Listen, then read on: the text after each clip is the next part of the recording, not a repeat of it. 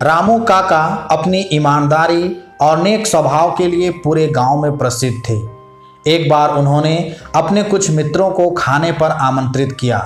वे अक्सर इस तरह इकट्ठा हुआ करते और साथ मिलकर अपनी पसंद का भोजन बनाते। आज भी सभी मित्र बड़े उत्साह से एक दूसरे से मिले और बातों का दौर चलने लगा। जब बात खाने को लेकर शुरू हुई तभी काका को एहसास हुआ कि नमक तो सुबह ही खत्म हो गया था।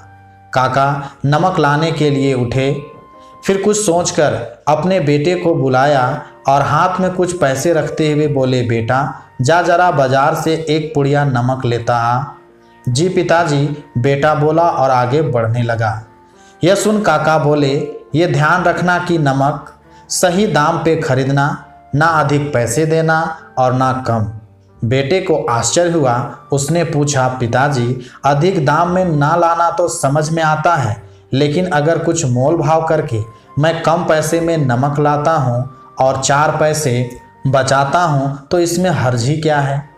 काका बोले, नहीं बेटा, ऐसा करना हमारे गांव को बर्बाद कर सकता है। जा उचित दाम पे नमक लेकर आ। काका के मित्र भी ये सारी बात सुन रहे थे।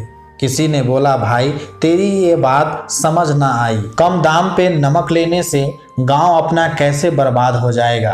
काका बोले, सोचो कोई नमक कम दाम पे क्यों बेचेगा, तभी ना जब उसे पैसों की सख्त ज़रूरत हो।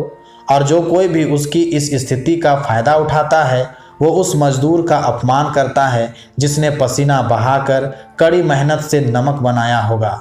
लेकिन इतनी सी बात से अपना गांव कैसे बर्बाद हो जाएगा। मित्रों ने हंसते हुए कहा, देखो मित्रों, शुरू में समाज के अंदर कोई बेईमानी नहीं थी, लेकिन धीरे धीरे हम लोग इसमें एक एक चुटकी बेईमानी डालते गए और सोचा कि इतने से क्या होगा, पर खुद ही देख लो हम कहाँ पहुँच गए हैं। आज हम एक चुटकी ईमानदारी के लिए तरस रहे हैं। मित्रों, हमें छोटे छोटे मसलों में भी पूरी तरह ईमानदार होने की सीख देती है और हमें दूसरों के प्रति संवेदनशील होना सिखाती है।